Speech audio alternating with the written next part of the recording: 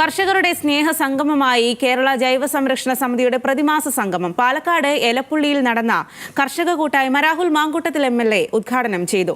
ചടങ്ങിൽ അക്ഷയശ്രീ അവാർഡ് നേടിയ കർഷകരെ ആദരിച്ചു.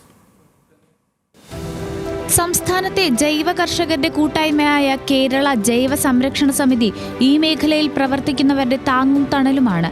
എല്ലാ മാസവും ഒരുമിച്ച് കൂടുന്ന ഇവർ ഇത്തവണ സംഗമിച്ചത് എലപ്പുള്ളിയിലെ അത്താച്ചി ഫാമിലാണ്. വർഷത്തിലൊരിക്കൽ ക്യാഷ് അവാർഡൊക്കെ കൊടുക്കുകയും പിന്നെ അതേപോലെ ഈ ഇവരൊന്നിച്ചു കൂടുന്ന സ്ഥലത്തൊക്കെ കർഷകരുടെ ഉൽപ്പന്നങ്ങൾ വിൽക്കാനും വേണ്ടിയിട്ടുള്ള ഒരു വിപണി ഒരുക്കി കൊടുക്കുന്ന സംവിധാനവും ഇവരെ വാട്സപ്പ് ഗ്രൂപ്പുകൾ വഴി ഇവർക്ക് വിൽക്കാൻ എന്തുണ്ടെങ്കിലും ഇവർക്കൊരു പശുവിനെ വിൽക്കാനുണ്ടെന്നുണ്ടെങ്കിൽ ഗ്രൂപ്പിൽ പോസ്റ്റ് ചെയ്താൽ 1 മിനിറ്റിനുള്ളിൽ അതിൻ്റെ വിൽപ്പന നടന്നിരിക്കും. ഇവർക്കൊരു വിത്ത് ആവശ്യമുണ്ടെങ്കിൽ, വളരെ അപൂർവമായൊരു ചെടി ആവശ്യമുണ്ടെങ്കിൽ, ഇവർക്ക് എന്തെങ്കിലും ഒരു സംശയം ഉണ്ടെങ്കിൽ, ഒരു വിളയ്ക്കേണ്ട ഒരു രോഗത്തെപ്പറ്റി ഒരു കാര്യം അറിയണമെങ്കിൽ അതൊക്കെ ഒന്ന് ഇട്ട് കഴിഞ്ഞാൽ കൃഷിക്കാർ അങ്ങോട്ടും ഇങ്ങോട്ടും അറിവെടുക്കുന്ന ഒരു വലിയ ഫാം സ്കൂളാണിത്. ഓരോ കൂട്ടായ്മയും കാർഷിക രംഗത്തെ മാറ്റങ്ങളും അറിവുകളും പങ്കുവയ്ക്കാനുള്ള വേദിയാണ്.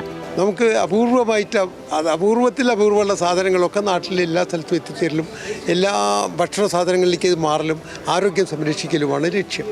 പക്ഷേ കൃഷിക്കാർ മാത്രമല്ല നമുക്കുള്ളൂ, നല്ല മനസ്സുള്ളവരും ഇതിൻ്റെ ആൾക്കാരാണ്. നമ്മൾ നല്ല മനസ്സാണ് പ്രധാനം.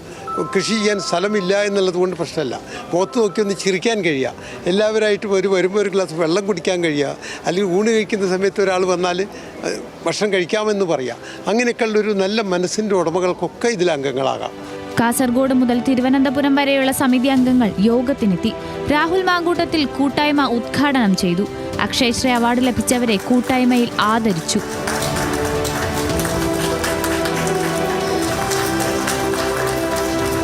ഇനി അടുത്ത മാസത്തിലെ ആദ്യ ഞായറാഴ്ചയിൽ ഒത്തുകൂടാമെന്ന് പറഞ്ഞ് കർഷകർ കൃഷിയിടങ്ങളിലേക്ക് മടങ്ങി.